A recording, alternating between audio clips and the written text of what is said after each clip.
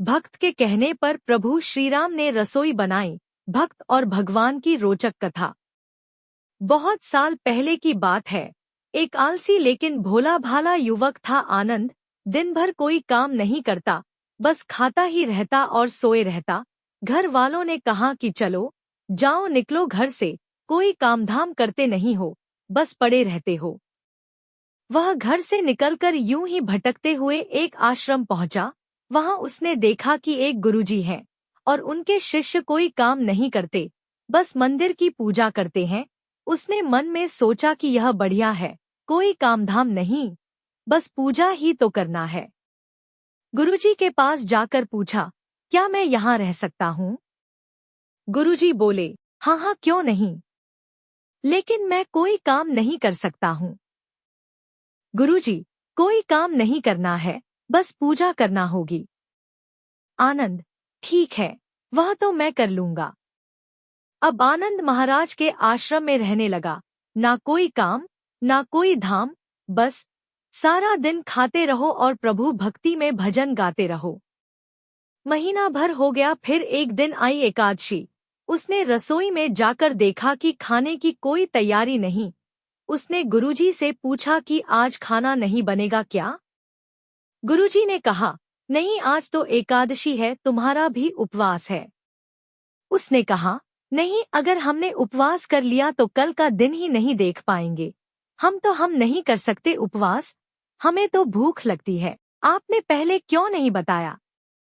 गुरुजी ने कहा, ठीक है, तुम ना करो उपवास, पर खाना भी तुम्हारे लिए कोई और नहीं बनाएगा, तुम खुद बना लो। मरता क्या न करता, गया रसोई में। गुरुजी फिर आए। देखो, अगर तुम खाना बना लो तो राम जी को भोग जरूर लगा लेना और नदी के उस पार जाकर बना लो रसोई। ठीक है। लकड़ी, आटा, तेल, घी, सब्जी लेकर आनंद महाराज चले गए। जैसे तैसे खाना भी बनाया।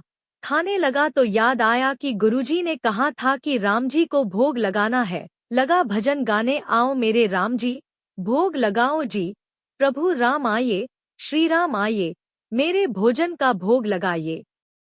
कोई न आया तो वह बेचैन हो गया कि यहाँ तो भूख लग रही है और राम जी आ ही नहीं रहे। भोला मानस जानता नहीं था कि प्रभु साक्षात तो आएंगे नहीं, पर गुरुजी की बात मानना जरूरी है। फिर उसने कहा, देखो प्रभु राम जी, मैं समझ गया कि आप क्यों नहीं आ रहे हैं। मैंने रूखा सूखा बनाया है और आपको तरमाल खाने की आदत है, इसलिए नहीं आ रहे हैं। तो सुनो प्रभु, आज वहाँ भी कुछ नहीं बना है, सबको एकादशी है, खाना हो तो यह भोग ही खा लो। श्रीराम अपने भक्त की सरलता पर बड़े मुस्कुराए और माता सीता के साथ प्रकट हो गए। भक्त असमंजस में, गुरुजी ने तो कहा था कि राम जी आएंगे, पर यहाँ तो माता सीता भी आई हैं और मैंने तो भोजन बस 2 लोगों का बनाया है। चलो कोई बात नहीं, आज इन्हें ही खिला देते हैं। बोला, प्रभु मैं भूखा रह गया, लेकिन मुझे आप दोनों को देखकर बड़ा अच्छा लग रहा है, लेकिन अगली एकादशी पर ऐसा न करना, पहले बता देना कि कितने जन आ रहे हो, और हाँ, थोड़ा जल्दी आ जाना। राम जी उसकी बात पर बड़े मुदित हुए, प्रसाद ग्रहण करके चले गए। अगली एकादशी तक यह भोला मानस सब भूल गया। उसे लगा कि प्रभु ऐसे ही आते होंगे और प्रसाद ग्रहण करते होंगे। फिर एकादशी आई। गुरुजी से कहा, मैं चला अपना खाना बनाने, पर गुरुजी थोड़ा ज्यादा अनाज लगेगा, वहाँ 2 लोग आते हैं। गुरुजी मुस्कुराए, भूख के मारे बावला है, ठीक है ले जा और अनाज ले जा। अब की बार उसने 3 लोगों का खाना बनाया।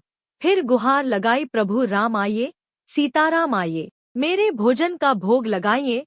प्रभु की महिमा भी निराली है, भक्त के साथ कौतुक करने में उन्हें भी बड़ा मजा आता है। इस बार वे अपने भाई लक्ष्मण, भरत, शत्रुघ्न और हनुमान जी को लेकर आ गए। भक्त को चक्कर आ गए, यह क्या हुआ? एक का भोजन बनाया तो 2 आए, आज 2 का खाना ज्यादा बनाया तो पूरा खानदान आ गया। लगता है आज भी भूखा ही रहना पड़ेगा।